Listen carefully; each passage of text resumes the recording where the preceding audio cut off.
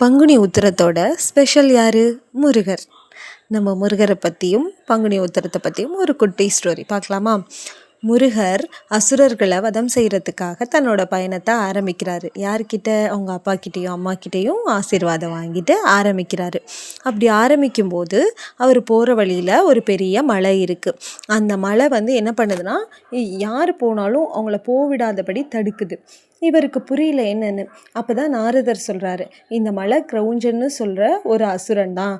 அவன் யாருன்னா, அவன் ஒரு அசுரன். அவன் என்ன பண்ணியிருக்கான்னா, தேவர்கள் முனிவர்களுக்கெல்லாம் தொந்தரவு கொடுத்துட்ருக்கான். அவனை அகத்திய முனிவர் சாபம் கொடுத்து மலையாக மாற்றிட்டாரு. ஆனாலும் அவன் இப்பயும் அப்படி தான் தொந்தரவு கொடுக்குறான் மலையாக மாறின்னு. அது மட்டும் இல்லாமல் இந்த மலைக்கு பக்கத்தில் சூரபத்மனோட தம்பி தாரகாசுரன் இருக்கான். அவனும் இந்த மாதிரி தான் தொந்தரவு கொடுத்துட்ருக்கான் அப்படிங்கிறாரு. உடனே முருகர் அவரோட படைத்தளபதி வீரபாகுட்ட சொல்கிறாரு, நம்ம படையில் பாதி படைகளை கூட்டிகிட்டு போய் அவனை நீ வதம் செஞ்சுட்டு வான்னு சொல்லி அனுப்புகிறாரு. அங்கே 2 பேருக்கு இடையில நல்ல சண்டை நடக்குது.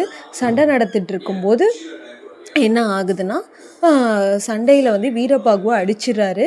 மயங்கி விழுந்துடுறாரு. திரும்ப எந்திரிச்ச வீரபாகு திரும்பி அந்த அசுரனை அடிக்கிறாரு. அவன் என்ன பண்ணுறான், அடி தாங்க முடியாமல் எலியாக மாறி அந்த மலைக்குள்ளே போய் ஒளிஞ்சிக்கிறான். மலைக்குள்ளே போய் ஒளிஞ்சிக்கும்போது இவனால் அந்த மலைக்குள்ளே போக முடியல.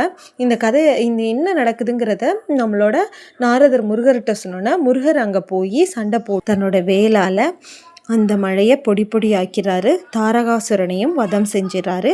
இது முடிஞ்சதுக்கப்புறம்தான் தெய்வானை கூட திருமணம் நடக்குது. இதுதான் அந்த கதை.